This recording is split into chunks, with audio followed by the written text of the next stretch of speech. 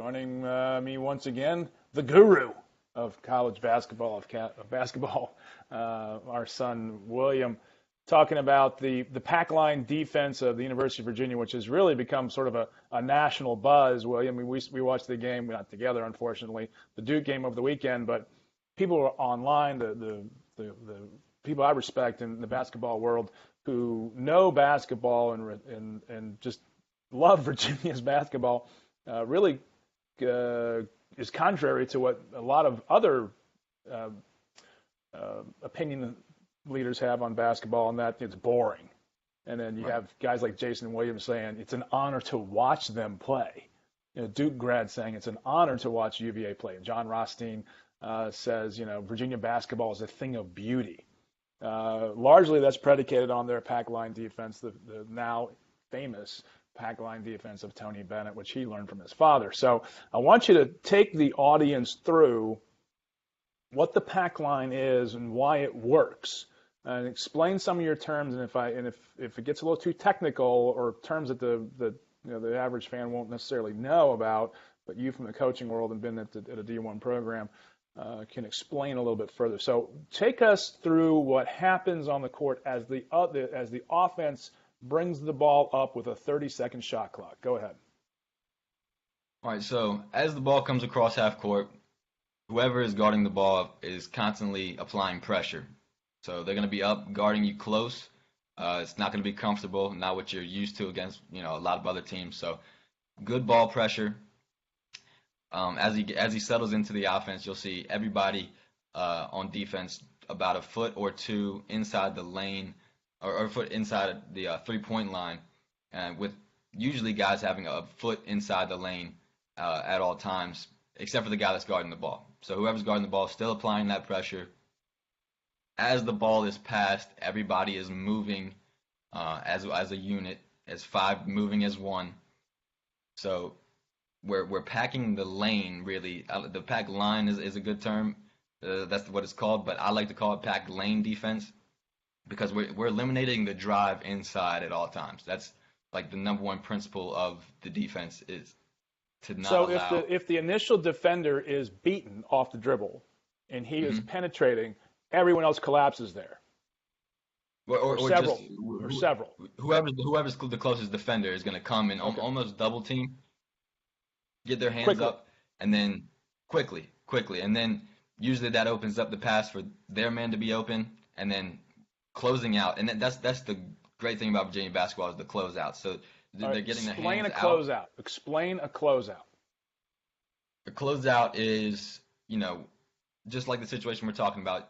Whoever's on the ball gets beat. Now it becomes my responsibility because I'm the closest defender. So I'm stopping the drive, not allowing the ball inside the paint at all costs. Ball's passed. And then when that ball is passed to my man, get my hands up, start chopping my feet, and be there on the catch as best as I can to contest the shot and be able to move on the drive. So and you move with the pass. So when Hmm. the next receiver catches the ball, you're there, hands up, but in a defensive ready position where you say you chop your feet so you're balanced. Right. You're there for the shot, but you're also ready for the drive left, drive right, Right, whatever happens. right. So Right. that's the critical next component in the pack line defense. You've pressured the ball is going to be passed. At that pass, the next defender is also in that position of upfront pressure on the ball. That's called a close out. So you've closed out the pass, right? Is that what it is? Right. Okay, Yes. go ahead. You're closing out on that defender, taking away, hopefully taking away the shot, because with the high hands. But if he's driving, being able to read that and react well, and that's what Virginia does really well is the high hand closeout, being able to adapt to whatever the offense is going to throw at him next. That first pass, absolutely critical as the clock winds down because at that point, you're pressuring the ball with about 25 seconds on the clock, the shot clock, right? Right. Right. So the next pass is pressured. You've got 3 or 4 more seconds of decision making, and Hmm. they're planning against that. And as the clock winds down, and anyone who's been in JPJ knows when they get to 10 seconds, that place comes off the hook. They just Right. blow the roof off. Go ahead. Explain the rest of the defense. Go through it. So in this situation now you got the ball out of the point guard's hands. It's probably on a wing. If the ball is above the 3-point line, above the free throw line extended, right, we don't want to allow the ball to come inside the paint at all costs, right? So we're not allowing the post player to get the ball. We're probably 3/4 denying. If 3/4 denying, does that mean the post defenders are fronted three quarters around them? Yes, yeah, like take away their top shoulder almost. What's the top shoulder? Is that the shoulder away from the basket? Yeah. Take away the shoulder that's away from the basket. So away from the basket. They're going to want the ball over the top. Right. So let's look at two terms here for our audience. There's top and bottom hip. There's top shoulder, top hip, bottom hip. The bottom hip is the one that is closest to the baseline, and the other hip and shoulder is the one pointing away. Right. And if the ball is passed to the corner, they're going to close out on your bottom hip because they're not going to allow the baseline drive. The baseline drive regardless, is a weakness. They deny the baseline. Right. And they'd rather have you go back out. Charges. Right. And that you'll see us get a lot of charges there because we beat you to the baseline, and then we're going to take the charge or whatever happens there. But again, get that ball to the 3-point line, get it out of the paint. Any drive is really a threat. So take away that bottom hip from anybody in the corner, and then whenever the ball is dribbled below the free throw line extended, they're going to go to an all-out denial of the big.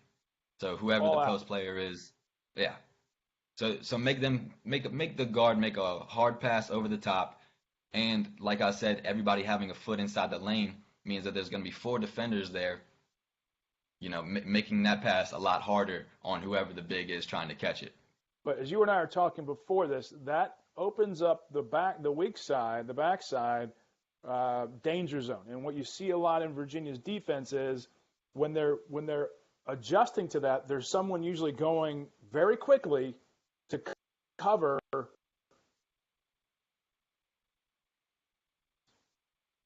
Yeah, they're going to cover 2 players for a short period of time. 3 seconds. But it's a very vulnerable spot.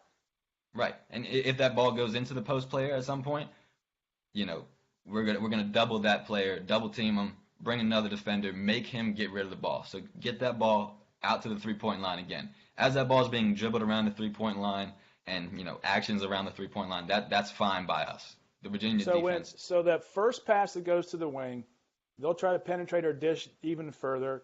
And if they reverse course and go back, that's when UVA fans should start seeing the success of the system, right? Right. Because their first and second alternatives, options in that offense have broken down early. Right. So they're going to be at 12, 15 seconds pretty quickly. Right. And whoever's guarding the ball, again, is constantly giving the ball pressure. That never goes away. So, what you might have a weakness of it is when the skip pass, a pass from the right side of the court all the way to the left side of the court without being dribbled, a full-out skip pass. Because our guys are in the lane and we're clogging it, that's a hard pass to kind of go and defend because we're not on our man at that point.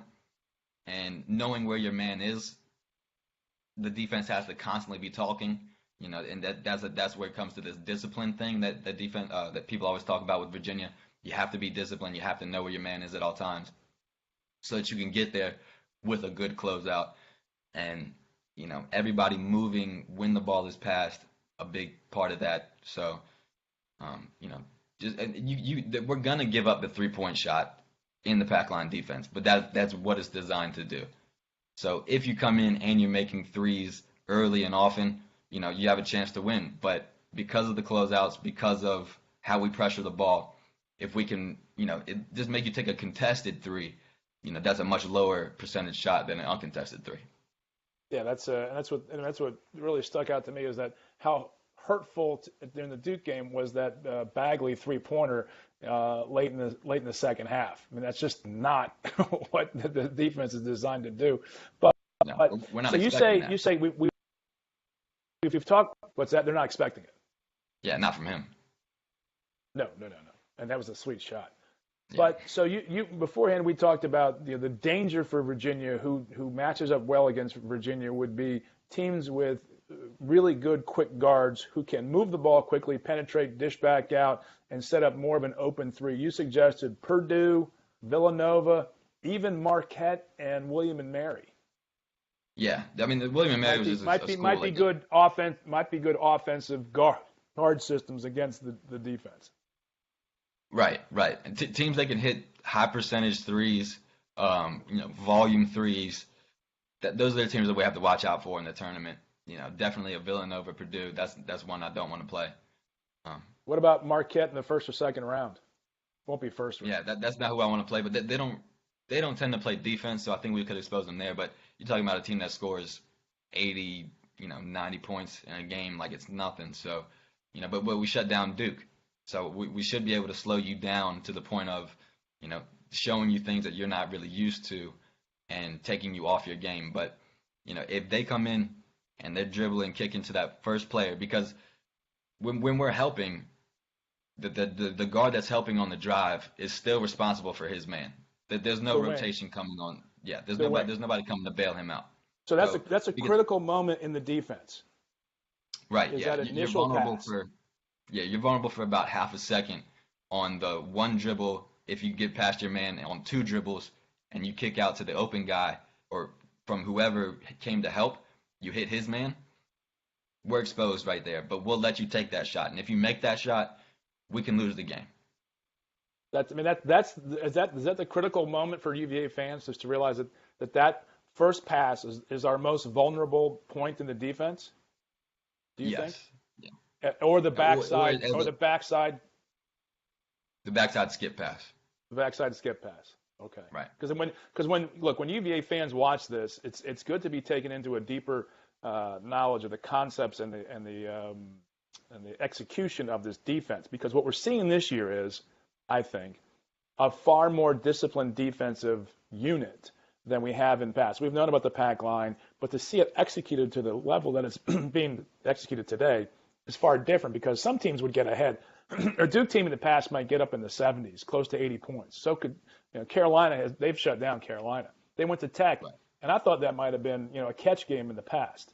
They blew out Tech in Castle because they executed so well on defense. I mean, it's a thing of beauty when they can do this. But as to your point, though, on offense, when they come back down, it's a fresh 30 seconds. And if we score 2 points, 3 points, and they didn't score any, that's 1 minute of a game.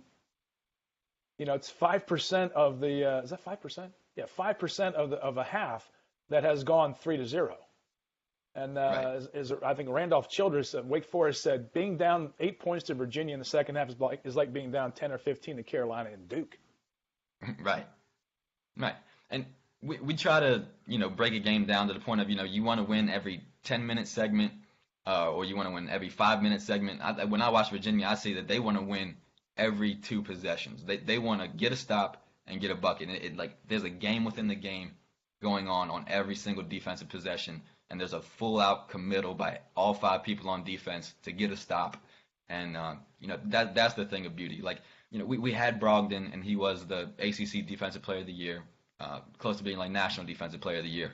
But I don't think he had all 5 working as that one unit, just that dedicated to getting the stop. And what we're seeing this year is that 5 working as one, everybody moving when the ball moves. Everybody always being disciplined, knowing where your man is, knowing what your responsibility is, and just playing it to the full extent. So, I mean, it's interesting you bring that Brogdon, because everyone noticed how good he was on defense. With this unit, you really don't notice who's better than the other because they're all working at that same level. Right. Is that fair? And I think the big thing for this year is Kyle Guy being our smallest player on the roster at 6'2", but most of the time, we'll have Jerome out there at 6'5", DeAndre Hunter at 6'7", Diakite at 6'9", Jack Salt at 6'10", Wilkins at 6'8". So those skip passes are more likely to be turned over because the inches have been confined on the backside and the front side. You Right. have very small windows of opportunity to pass the ball across. Yeah, and we're contesting that shot, and our guys are moving quickly for that size. That's what I think. I mean, that's what marvels me about the defense is, the anticipation that those guys have and being able to move the way that they do at their size makes it very hard for an offense to get any kind of flow. And they box out on the shot. Right, no second chance points. That's a big point. Yeah. So the game inside the game. The first pass is critical to the success of the defense. The skip pass deny is another one. The denial on the big at 3/4 on the front shoulder, the top shoulder.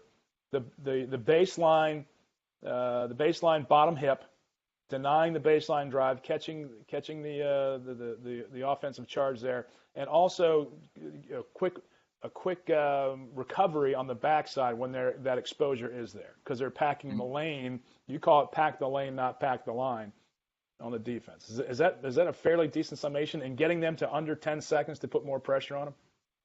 Right. Yeah. That's basically it in a nutshell. That is very, it's more complex than that, but explaining it, that's the best I can do. I think for the average viewer who just wants to see good basketball, I think this is a great way to do it. And everyone says, "Oh, we need to pick up the shot clock." I mean, that would be playing into Tony Bennett's hand to have a reduced shot clock, wouldn't it? Yeah, yeah, because we're as long as we win each possession, and that's that game within the game. But you just got to win that. Don't allow an offensive rebound, get a rebound, and go down and work you on offense until we get a good shot, and be patient and be disciplined on that end as well. Over the course of a game, possession by possession, you look up at the end and we're up by 20, and that's how that happens. It happens every possession is that important. So against Louisville, what should we look for? Watch the ball screens, because Louisville's given us problems in the past. So you got to watch the ball screens. Define what a ball screen is for the folks. So whoever has the ball is getting a screen come up for them, and we call that a pick, right?